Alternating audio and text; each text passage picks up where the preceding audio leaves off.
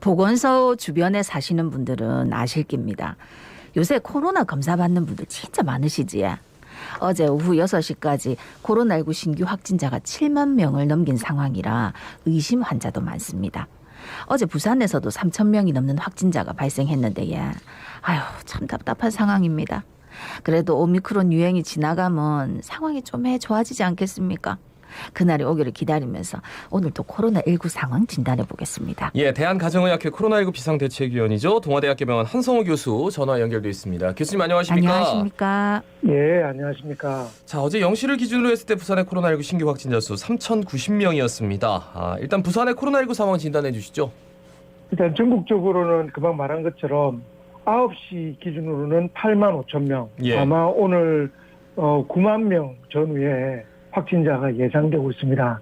그 와중에 어제 부산 같은 경우는 3,090명이 발생을 했고요. 네. 역시 그 요양시설과 요양병원 같이 어르신들이 주로 거주하고 계시는 집단 치료시설에서 주로 많이 발생을 했습니다. 네.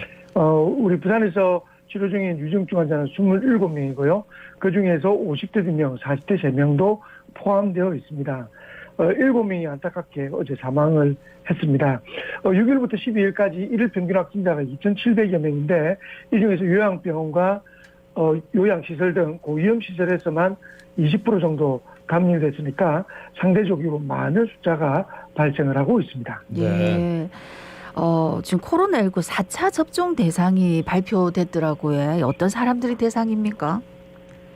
주로 고위험군의 사망 중증도 위험을 감소하기 위한 목적으로 4차 접종 계획을 발표했는데요. 3차 접종을 완료한 18세 이상의 면역자자, 그리고 요양병원 시설의 입원 입소자, 그리고 종사자 등 14만여 명이 대상입니다. 요양병원과 시설은 그 종사자들은 그 3차 접종 이후에 4차 4개월이 경과하는 4월 첫째 주부터 병원에는 자체 접종, 요양시설은 방문 접종을 시행할 예정이고요. 예. 그 외에 해당되는 분들은 카카오톡이나 네이버 같은 곳에서 자녀 백신 또는 그 의료기관 일명단 통해서 접종이 가능합니다. 4차 접종에 대해서 논란이 분명히 있었는데 이게 뭐 전격적으로 좀 이루어지는 것 같아가지고 예. 그러면 이 3차 접종 하신 분들도 이제 4차 접종을 해야 된다라는 쪽으로 이제 방향으로 기우는 거네요. 교수님 어떻게 보세요?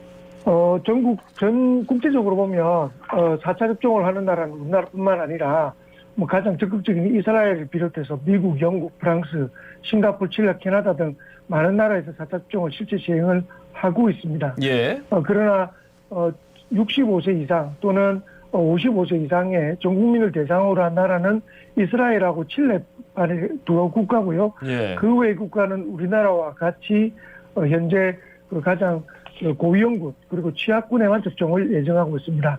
그 이유는 뭐냐면 오미크론 자체가 원래 위중증도가 상대적으로 낮기 때문에 네네. 사실 돌파 감염만을 말씀드리자면 3차 접종과 4차 접종에 아주 큰 차이는 없는 것으로 조사가 되어 있습니다. 예. 하지만 접종 이후에 중증도 그리고 사망에 이르는 그 통계를 조사를 해보면 확실히 3차 접종을 한 이후에 석 달 이후에 3분의 1 정도의 항체 역할을 가지기 때문에 네네. 접종을 한 경우 3배 이상 그 중증도 사망도를 낮춘다라는 보고를 바탕으로 우리나라도 피치 못하게 어떤 면에서는 그 고위험군만 대상으로 18만 명만 현재 14만 명만 대상으로 하고 있지만 앞으로는 추가가 조금 될 수가 있는 여지는 있지만 전 국민으로 대상을 확대하는 데서는 뭐 아직까지 가능성은 없다라고 생각을 하고 있습니다. 네. 네네. 그래서 지금 또 이제 확진자가 너무 많이 나오니까 부분류로 나눠가지고 신속 항원 검사를 한다 아닙니까? 근데 예. 이제 이게 사실 정확성이 떨어진다는 얘기는 처음부터 있었고 좀 한계가 있을 것 같은데 혹시 이거를 뭐 신속 PCR 이런 걸로 뭐 대체하는 방법은 없습니까? 신속 PCR은 주로 병원에서 응급실 같은 데서 많이 사용합니다. 예. 보통 이제 검체를 확보하고 난 뒤에 우리 병원 내에서 병원 내 인력으로 1시간 만에 보통 결과가 나오거든요. 예. 이 이유는 뭐냐면 응급실 같은 경우는 총각을 다투는 문제이기 때문에 빨리 결과를 놓으면 그 결과를 바탕으로 조처를 해야 되는 상황이기 때문에 그렇습니다. 네네. 그렇지만 일반 PCR은 분석 기간으로 보내거든요. 그래서 하루 정도 지나서 결과를 통보하는데 이게 의료기관의 상태나 또는 일부 지방자치단체에서 시행하고 있는 신속 PCR은 인력과 그 시설이 굉장히 많이 소요가 되기 때문에 예. 전국적으로 시행하기에는 사실 한계가 있습니다.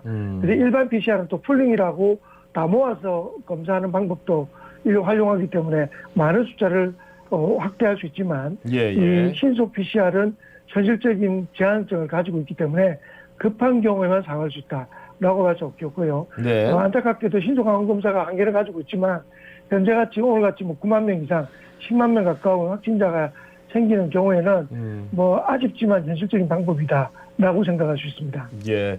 들어보니까 오늘부터 이제 해열제 같은 재택 치료제의 처방약 모든 동네 약국에서 조제할 수 있다고 하는데 요 내용도 좀 짚어주실까요? 예, 지금까지 재택치료자는 그 시군구 규정한 담당 약국 427곳에서만 조제를 했는데, 예. 그리고 이제 확진자의 동거가족이 전달을 받았죠. 그런데 16일부터는 모든 동네 약국에서 조제받을 수 있게 됩니다. 이 이유는 이제 재택치료자가 워낙 많고 또 이분들이 더 신속하게 약을 전달받기 위한 조처입니다. 그러면 이제 코로나19 먹는 치료제는 박스로비드도 똑같으냐? 그건 그렇지 않고요. 현재와 똑같이 시군구 지정한 472곳에서만 조제를 해서 이렇게 받을 수가 있기 때문에 먹는 치료제 같은 경우는 다르고 일반적인 그 증상에 따른 치료제만 전국에 있는 동네 병원에서 처방을 다 받을 수 있다라고 이해하시면 될 것 같습니다. 예. 그리고 어제부터 이제 약국과 편의점에서 소분해서 판매하는 코로나19 자가검사 키트 개당 가격이 이제 고정되고 내일부터는 자가검사 키트를 온라인에서 구매할 수 없게 되지요? 예, 맞습니다. 지금 현재 그 15일부터는 대용량 포장으로 공급된 자가진단 키트를 가격도 딱 정했습니다. 이게 5,000원대부터 10,000원, 심지어는 폭리를 취하는 업체들이 있어서 대포장을 소분하는 경우에는 6,000원으로 지정을 했습니다. 그래서 약국과 편의점에서도 6,000원에 살 수가 있을 거고요. 근데 이제 소량 포장이 돼 있는 1개, 2개, 5개로 포장된 경우에는 가격이 지정되지 않았기 때문에 이거보다 더 높을 수 있습니다. 그렇지만 대부분 업체에서 대용량 포장을 제조하기 때문에 전국 약국과 7개 편의점에서 개당 6,000원에 구입할 수 있고 17일부터는 온라인 판매가 전면 금지됩니다. 그래서 이것도 아시면 될 것 같고요. 한 명당 한 번 구입 그 수량은 5개로 제한되는데 이것도 제한된 부분이 뭐냐면 한 사람이 여러 곳에 돌아다니면서 사면 5개 이상도 살 수 있기 때문에 이런 부분에 대해서는 좀 보완이 필요하다라고 생각이 됩니다. 저는 이제 그 박스가 아주 크게 나와가지고 몇십 개가 들어가 있더라고요. 그런데 그거를 이제 낱개로 다 해가지고 그러니까 어떤 박스나 이런 데 들어간 게 아니라 면봉 따로, 키트 따로, 그리고 뚜껑 따로, 액체 따로 이렇게 딱 준단 말이죠. 그러면 혹시 위생상의 문제나 그러다가 이제 감염의 문제 이런 것들이 발생할 수 있지 않을까 살짝 걱정이 되더라고요. 어떻게 보십니까? 지금까지는 실제 약국이나 편의점 같은 경우도 소분을 해서 보내주는 게 아니라 전체를 보내서 이걸 현장에서 소분을 하기 때문에 그런 위험성은 꽤 사실은 존재하는 건 사실이지만 이런 부분도 보완이 된다고 이야기를 되고 있습니다. 일단 이것도 현실적인 공급과 수요의 부분에서 급하게 정한 부분이라 제한적인 부분이 있지만 지금 걱정이 되셔서 PCR 검사를 하기에는 또 너무 많이 기다리고 소요가 돼서 이게 결국 신속 검사를 원하시는 분들이 워낙 많기 때문에 급하게 결정된 부분이라 불편한 점이 있더라도 조금 이해를 해주시고 정부도 또 보완이 할 예정으로 알고 있습니다. 네. 정부가 이번 주 금요일에 사회적 거리두기 조정안 발표를 계획하고 있다는데 어떤 내용이 담길까요? 가장 큰 것은 이 오미크론 변이가 중증도가 그렇게 높지 않은 것은 확인되었기 때문에 사적 모임 최대 인원을 현재 6명 그리고 식당 등 영업시간을 9시로 제한하는 것을 8명과 10시 정도로 완화하는 것이 주 내용인 것 같습니다. 하지만 정부 입장에서 오미크론 확산의 정도가 굉장히 위중하기 때문에 이런 부분에서는 섣불린 완화는 또 다른 문제를 만들 수 있다라는 점은 좀 같이 공동의를 하는 부분이라고 생각을 합니다. 그래서 그렇지만 여러 가지 여타의 어떤 제한 사항은 그대로 유지할 가능성은 없습니다. 너무 방역 수칙 완화가 좀 더딘 게 아니냐라는 쪽이 있고 아직 정점도 안 찍었는데 지금 이렇게 완화해서 되겠느냐라는 쪽도 있어요. 네. 그리고 또 방역 패스 얘기도 좀 많이 나오고 있습니다. 방역 패스를 뭐 동선을 본인이 직접 적는데 이게 예. 과연 얼마만큼 실효성이 있는가? 뭐 정은경 청장도 그런 얘기를 했고 일시적으로 중단할 수 있다라는 얘기도 했는데 어떻게 보십니까? 접종을 완료한 96%의 분들한테는 방역 패스가 사실 큰 의미가 없습니다.